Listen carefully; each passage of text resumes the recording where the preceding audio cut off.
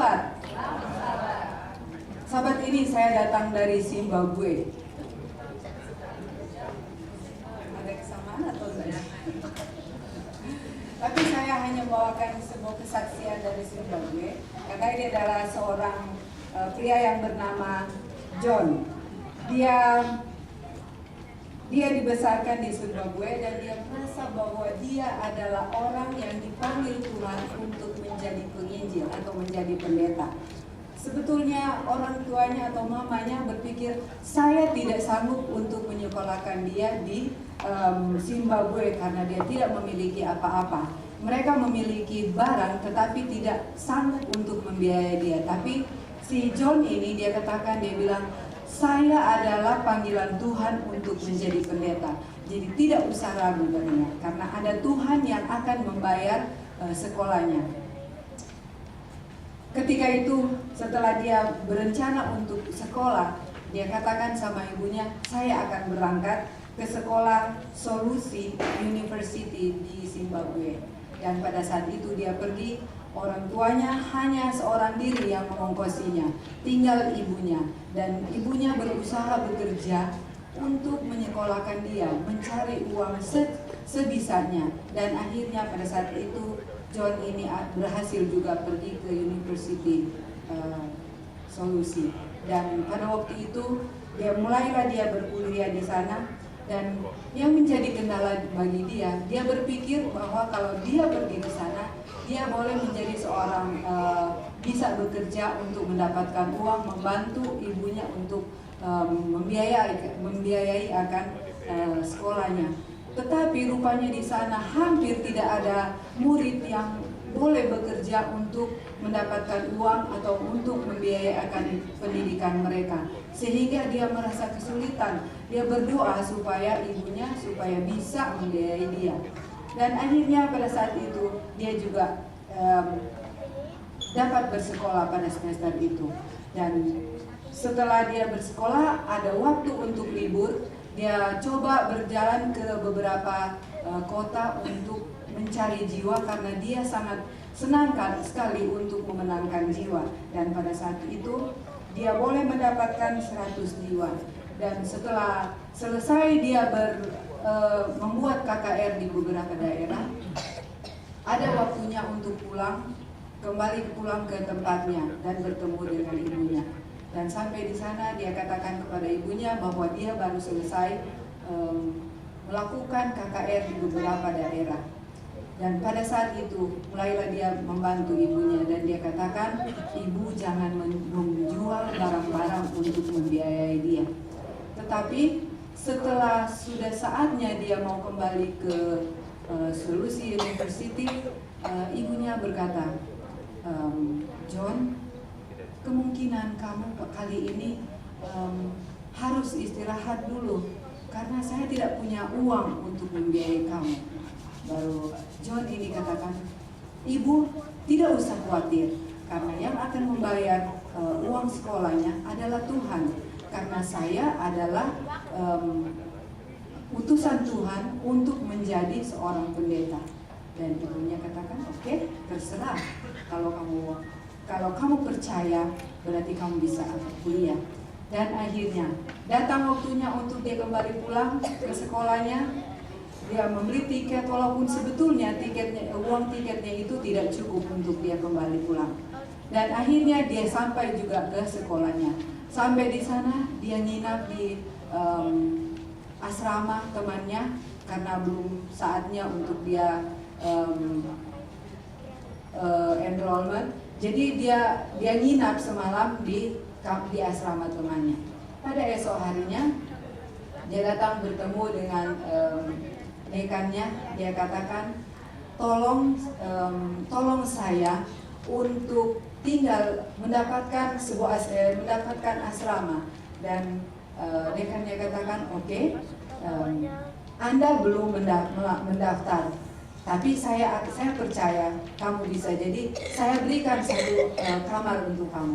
Dia senang dan dia percaya, walaupun hanya semalam, doanya sudah terjawab. Jadi dia masuk ke asrama dan dia katakan kepada tapi dekannya katakan kepadanya, John, kamu boleh tinggal di tempat ini malam ini, tetapi besok sebelum jam 5 kamu harus membawa slip dari keuangan bahwa kamu sudah melunaskan keuangan kamu dan kamu bisa tinggal di sini. Oke, terima kasih. Padahal dia tidak memiliki uang sepeser pun di dalam kantongnya. Dia hanya percaya bahwa Tuhan akan menolongnya. Dia pergi di tempat di ruangan berdoa, dan sampai di ruangan berdoa situ, bagian pengurus ruangan doa itu mengatakan kepada John, bantu sahabat-sahabatmu yang mau berdoa untuk meminta bantuan doa, untuk kekuatan doa. Dan John katakan, oke, saya akan berdoa buat mereka. Tetapi di saat dia berdoa, dia tidak mengatakan kepada mereka bahwa doakan juga dia, tetapi dia hanya berdoa untuk mereka, dan di akhir doanya dia sisipkan doa buat dia. Dia katakan, Tuhan tolong bantu saya mau mendaftar tapi tidak punya uang. Hanya itu aja yang dia sampaikan. Dan setelah dia selesai berdoa, dia berjalan di daerah kampus itu, dia bertemu dengan teman-temannya. Halo John, apa kabar? Baik. Dan dia jalan lagi, ketemu dengan seorang teman yang sudah lama dia tidak bertemu. Dia katakan, halo John, apa kabar? Lama saya tidak bertemu dengan kamu. Oh baik, bagaimana dengan ibumu? Ibu saya baik-baik, cuma ibu saya mengkhawatirkan saya kalau saya tidak bisa kuliah. Oh, rupanya ada apa dengan kamu? Saya belum memiliki uang untuk membayar sekolah saya. Kemudian dia bilang gini, saya memiliki uang di kantong saya, ada 250 pula di dalam kantong saya. Ini kalau kamu tukar ke dolar Zimbabwe, ini sebanyak 23.000 dolar Zimbabwe. Langsung senang dia bilang, rupanya Tuhan memang begitu mengasihi dia. Nah, yang sebetulnya dia harus bayar 5.000 dolar Zimbabwe. Nah, ini dia sudah dapat separuhnya. Dia bersyukur pada Tuhan dan dia berterima kasih. Dan dia bilang, saya harus tukar di tempat mana untuk menukar uang pula ini, ditukar ke dolar Zimbabwe. Dia datang ke kantor sekolah dan dia katakan minta tolong untuk ditukarkan. Akhirnya dia dapat, dan setelah itu dia berdoa lagi kepada Tuhan. Dan dia berdoa, dia katakan, Tuhan, saya masih membutuhkan duit. Ini masih separuh untuk dia, tapi saya sudah bersyukur. Kemudian dia telepon ke ibunya. Ibu, tolong suruh adik saya, Mercy, untuk ke kota dan pergi ke bank. Dia bilang, John, saya tidak memiliki uang. Ibu, saya sudah memiliki 23.000 Zimbabwe. Nah, sekarang saya masih membutuhkan separuhnya. Tapi saya tidak punya uang. Oke, saya tahu ibu tidak punya uang. Saya hanya menyuruh Mary untuk pergi ke kota dan pergi ke bank. Dan akhirnya ibunya turuti juga permintaannya. Dia suruh si Mary ke kota dan pergi ke bank. Tapi sebelum dia sampai di bank, dia bertemu dengan seorang bapak yang sudah lama kenal dengan dia. Dia bilang, "Hey Mary, apa kabar?" "Baik.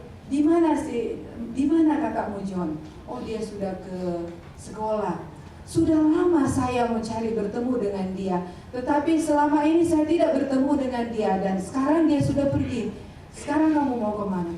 "Saya mau ke bank, tapi saya belum punya uang." "Saya sudah siapkan uang itu untuk dia, tapi saya tidak pernah bertemu dengan dia."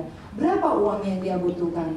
"Sekarang dia membutuhkan 2.500 dolar Zimbabwe. Nah, sekarang saya memiliki 2.300 dolar Zimbabwe. Tolong kirimkan ini kepadanya." Luar biasa, Mary ini rasa terharu dan dia langsung telepon ke kakaknya. "Saya sudah berada di bank dan saya segera akan kirimkan, dan uang ini berasal dari temanmu." Dengan rasa syukur dan berterima kasih, dia bilang, Ini adalah salah satu kuasa doa yang sudah dia rasakan, dan dia rasa memang dia seorang pendeta yang panggilan Tuhan, di mana doa-doanya selalu terjawab. Jadi dia katakan, di mana ada kemauan katanya, pasti doa itu pasti Tuhan akan datang. Jadi apabila kita dengan penuh sungguh-sungguh dan benar-benar melakukan akan pekerjaan Tuhan, pasti di dalam kehidupan kita tidak akan tertutup jalan untuk melakukan kebaikan. Jadi di sini dikatakan dari sekolah Zimbabwe ini, mereka ada 1.000 mahasiswa yang bersekolah di sana, dan mereka sangat kekurangan dana pada saat ini untuk membangun kafetaria mereka, dan mereka hanya memiliki ruangan kecil. Jadi pada saat ini di sekolah Zimbabwe ini mereka membutuhkan bantuan dari saudara-saudara dan saya untuk membangun kafetaria buat mereka.